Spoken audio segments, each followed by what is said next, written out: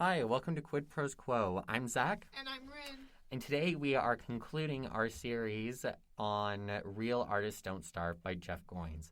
If you haven't listened to the prior episodes, that is okay. You can start here. You should definitely go back to get a more holistic view of the principles that we're talking about, but you don't need to know anything about the prior episodes that we've talked about to enjoy this one. You also don't have to watch them or listen to them in order. Yes, that's a good point as well. So today we are going to be starting by talking about the principle that the thriving artist apprentices under a master.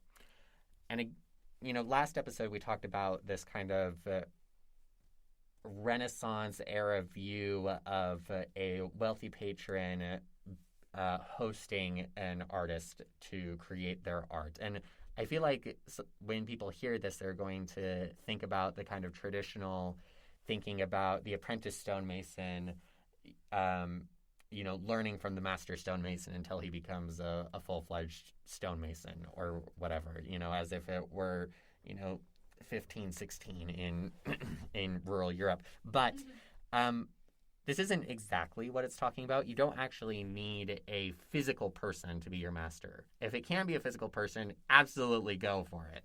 But if it can't, there are other ways that you can get around that. Absolutely.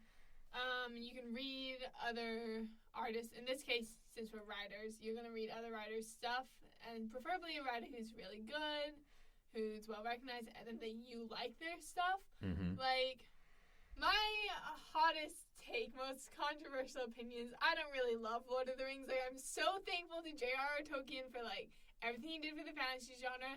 But when I go to read Hobbit and Lord of the Rings, which I have read all of them, and I've read The Hobbit twice, I just don't enjoy it. Mm-hmm. It's just not fun for me. It's just a bunch of men on a road trip. So for you, Rin, that would be a bad master to apprentice under, because that's not the kind of thing you want to write. You don't want to write. You don't want to write the road trip adventures of middle-aged men. Exactly. I'm more road trip adventures of teenage lesbians, which is a fun time. I fully enjoy writing my teenage lesbian road trips. But, you can also listen to commentary about that art. So maybe now that I've given a non-example for me, a good example for me would be, Marissa Myers. Okay. She writes, the Lunar Chronicles and Heartless, and she has her Renegade series, and she has a new Rumpelstiltskin one out that I haven't read yet, but I want to. Mm-hmm. And you can tell I really like Marissa Myers. But because one of my niches is fairy tale retellings and twisted fairy tale retellings, she's a great writer for me to look at, and because she's probably one of the biggest fairy tale retelling authors out there. And I can read her stuff and listen to commentary about it, and if I was really brave, I would email her and be like, hey, what's your writing advice? Because sometimes authors are cool like that, and they will respond to their fans' emails. But I'm probably not that brave, so I'm not going to do that. At least not today. Not anytime this week either. So sometimes writers will also write memoirs. So, for example, Stephen King wrote On Writing, which is a great resource, which I read before I'd read any Stephen King. And now that I have read Stephen King, I think I would have a different perspective on it if I were to go back and read it. But one of my writing inspirations is a writer by the name of Terry Brooks. Mm-hmm. He was kind of the in-between between Tolkien and Rowling. Is he the Shannara Chronicles? Yes, he is. Okay. I've read, he's published a bunch. I've read, more than 30 of his books, and his style and the tropes that he uses has really influenced the things that I like and the things that I look for inside of my writing. And so he wrote a memoir called Sometimes the Magic Works, and that is one of my resources that I use to apprentice under the master of, Terry Brooks. You can, if this artist it produces a podcast, listening to that podcast is another example of apprenticing under a master. I'm a big fan of Brandon Sanderson, so I listen to Writing Excuses. Currently, he's not on Writing Excuses, which makes me a little sad, but I still love listening to what they put out. Yeah, and he has his Intentionally Blank podcast now as well. I don't listen to any of his podcasts, but I have taken his class a couple times, and I'm applying to be in the workshop this fall. So fingers crossed that I get in. Good luck. Thank you. It's so scary. But yeah, so look at what an artist produces and then apprentice yourself under their tutorship. Yep. Our next principle is the thriving artist steals from his influences. And first, a plug for a very good book by Alison Cleon called Steal Like an Artist. I've read it. I've read it. You read it because you put the show note together. Yep. It's such a good book. It is really good. And when we should clarify, just in case anybody has any doubts inside of their mind, we're not talking about plagiarism, okay? Let's just put that out of the way. What we're talking about is owning your inspiration. You know, going back 2 episodes when we were talking about owning your work. Owning your inspirations. I mentioned that I really enjoy Terry Brooks, and part of the reason why I like that is because I like magic trees and I like magic rocks. Those are those are 2 tropes that I really enjoy. And I recently read a book, The Priory of the Orange Tree by Samantha Shannon, that also has magic rocks and magic trees. And I really enjoyed that, despite the other things about the book that I was kind of like, not so sure about. But overall, I loved it because I loved the opportunity to explore those tropes again. And so I can own, wanting to put magic trees and magic rocks inside of my stories as a way of stealing from my influences. Absolutely. Because it's important to remember that there's nothing actually original about any piece of work. Like, at this point in history, everything has been done before. So really, you just need to take all these fun story elements, put them in a blender, and mix it up into a fun new book smoothie. Yeah. One of the things I was talking to my wife about this not too long ago, because she has been thinking about delving more into writing fan fiction. And one of the things that we were talking about was the pressure to be completely original. And one of the things that I was talking about is how a lot of people think about creativity the same way that, the kind of traditional Christian view of creation of like out of nothing, right? Out of nothing, you invent your world and you write this story, and it's out of nothing. You're just spontaneously creating it. Whereas the way that I think about creativity is more thinking about there are all of these elements that are out in front of me, and creativity is organizing them into a new shape.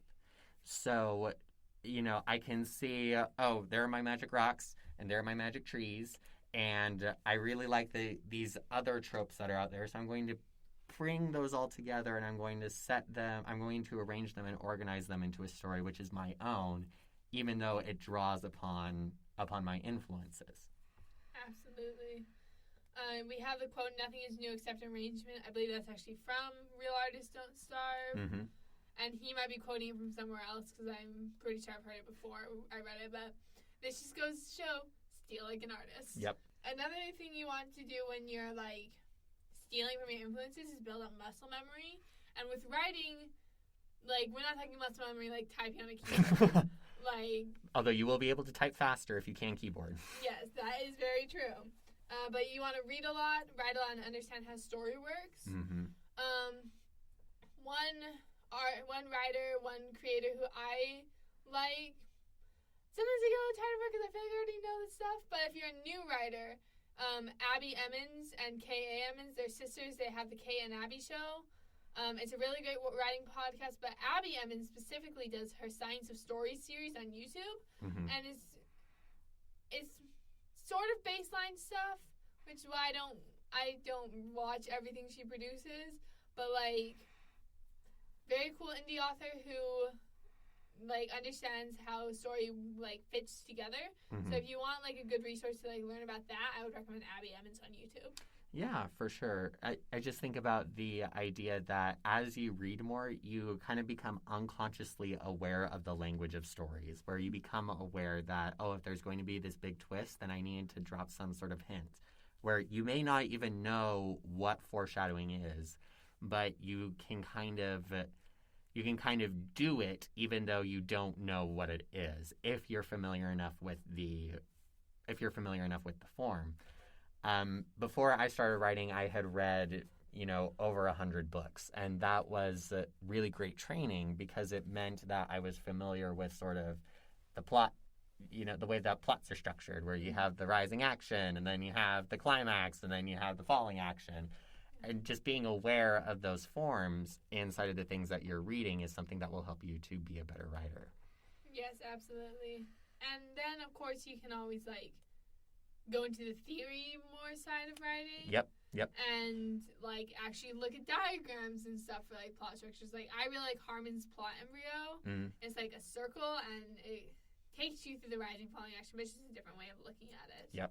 So, there's lots of resources you can find. Just Google it. Yeah, Google is a writer's best friend. And stay tuned as we talk about other books about writing. Yes, of course, because we will be doing more book club series. Our final principle for the thriving artist is the thriving artist knows he must become. And so what this is talking about is that a thriving artist isn't born that way, but a thriving artist is made, right? I think about an experience that I had when I was still in the drama department years and years and years ago, and I'm so glad that I'm no longer there. But one of the things that our director said is that we needed to stop worrying about whether we got the magic fairy dust of talent when we were babies or whatever, and work on developing our craft. Mm-hmm. And that is just as true of writing as it is of acting. You may think, for example, you may compare yourself to Christopher Paolini and be like, oh, when I was 14, I wasn't writing, Aragon or whatever, and, despair because you don't have the baseline talent that Christopher Paolini has / connections inside the publishing industry. But that doesn't really matter. What matters is that you are honing your craft and that you are becoming the thriving artist. Which I think also plays into this idea that forgive me for pulling out an Aristotelian idea, but the thriving artist is not a destination, but it is an activity. It's not like you become a thriving artist and then voila, you will forever be a thriving artist for the rest of your life, as if it were some award that a foundation awarded upon you. But it's an activity that as you do the things that we've talked about apprenticing under a master, stealing from your influences, being stubborn about the right things, collaborating, etc., that is being a thriving artist, and that is thriving as an artist. Yes, absolutely. It makes me think of an Instagram reel I saw earlier today or yesterday, I don't know. But it was an audio that was like, wow, I can't believe how good you are at this. How did you ever get to be this good? And then the second voice goes, practice. And then, the first voice just goes on and on. I can never be that good. I have no raw talent. And it just, goes on, down this rabbit hole. And every once in a while, the second voice will just, intimate, practice. Practice. Yeah. Practice. I don't know if you've seen the same reel. I don't know how much time you spend on Instagram reels. But if I can find that audio again, I'll make a reel for the Quid Pros Quo Instagram, and we'll do it about writing and podcasting, and it'll be good. But yeah. So hopefully, as we have gone through these principles over the course of the past month, you have been able to identify, oh, I haven't done that before, maybe I should try that. Or, oh, I've never even heard of this, maybe I need to learn more about it. As you do those things, you are becoming a thriving artist and you are thriving as an artist. So we hope that we've been able to arm you with some of the principles from this book to go forth and to thrive. It's definitely worth the read if you can get your hands on a copy. But thank you so much for joining us. Awesome. Thank you so much. Thanks for listening to Quid Pros Quo.